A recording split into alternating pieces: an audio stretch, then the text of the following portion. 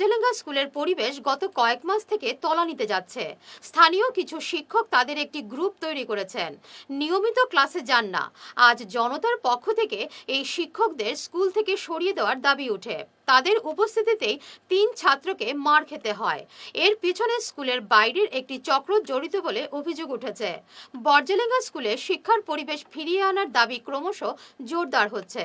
ছাত্ররা অধ্যক্ষের বিরুদ্ধে স্লোগান দিতে থাকেন।